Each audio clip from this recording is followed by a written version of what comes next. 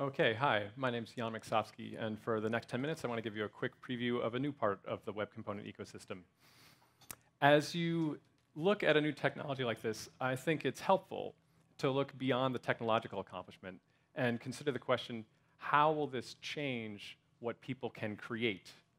And I think anytime you have a space where people make things and you introduce the idea of components, you fundamentally change what people can create at a really deep level. And you're bringing a huge number of new building blocks within people's reach that they can use. It'll amplify what they can already do so that they can create something new they couldn't have made before. In the case of web components, I think it's quite interesting that because the material of web components is HTML, the change that it'll bring will not just be deep, but quite broad. Far beyond the audience of traditional developers, the benefits of web components will extend to anyone who can use HTML. And there are a lot of those people. So think about all the people you know who are designers, marketers, writers, small business owners, individuals that have at any point touched HTML. There are a lot of those people. The fact, they don't even always aren't using traditional dev tools. Many times they're editing a site in the context of a hosted environment, so Squarespace or Drupal or WordPress. And as long as the site gives them the ability to edit bits of HTML inside that hosted environment, they can create things.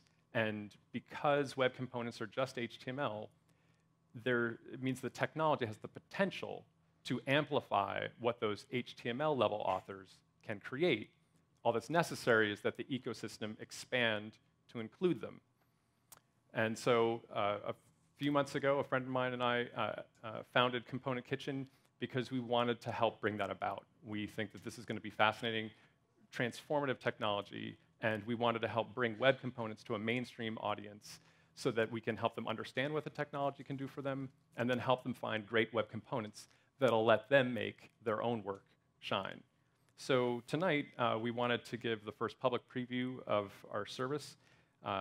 So I'm going to start by showing the basic thing that we're starting with, which is a catalog of components. There will be other catalogs, other registries. Our take that we're going after is we'd like to make this available to a mainstream audience. So that starts by taking the ideas that have been proven out in well-designed app stores and online stores and applying them to this domain. So for starters, we want to make it as visually engaging as possible so people can understand what they're looking at. And we want to bring in the now traditional community aspects of stores, like ratings and reviews and recommendations, along with tools like tutorials to help them understand what this can do for them and also help them find the components they're looking for, things that will solve the problems that they have. We're going to walk through just 3 quick examples. So I'll start with a really basic component. This one happens to put an interactive map onto your website with a little bit of HTML. And the author of this component didn't have to do anything special. They make the source available on GitHub, and they register it with a service called Bower. That makes it discoverable by our site. We can go to that source repository and extract data about this component, metadata on the left, things like a README on the right. So these are just basic details.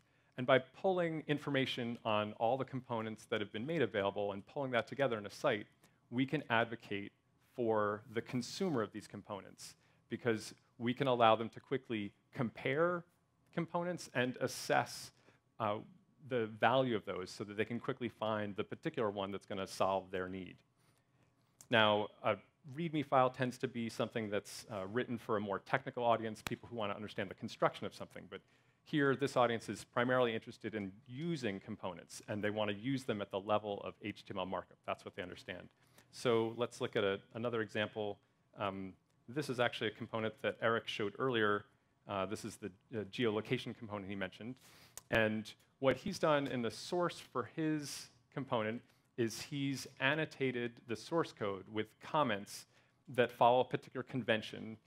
And what that lets him do is then those comments describe what attributes that component supports in language that's meaningful to a wider audience. So for example, someone coming to this can see, okay, I get it. There are going to be new custom attributes on this component that other components don't have. These are unique to this geolocation one, including things like the latitude and longitude. So they can make sense at their level for what these components can do.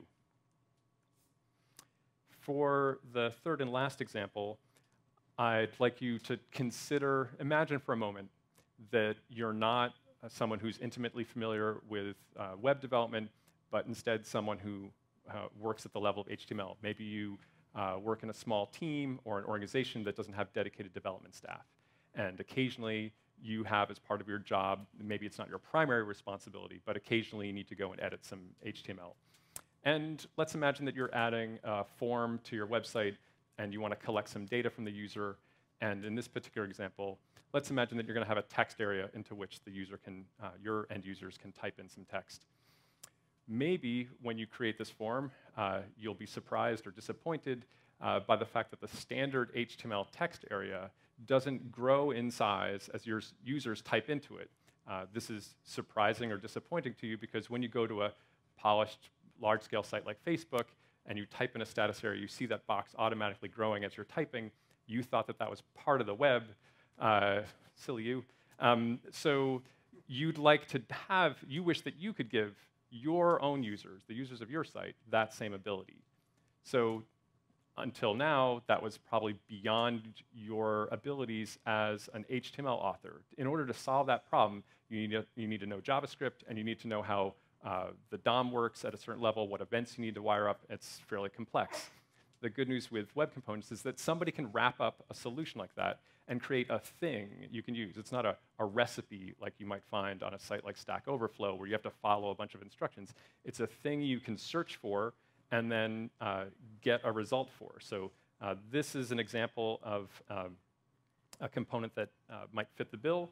This particular page is one we're using as a proving ground to test out some ideas that we'd like to enable for all components in this catalog. There's two interesting things going on here. The first is the centerpiece of the page is a live demonstration of that component, because that's really going to, that's what's going to sell you on using it.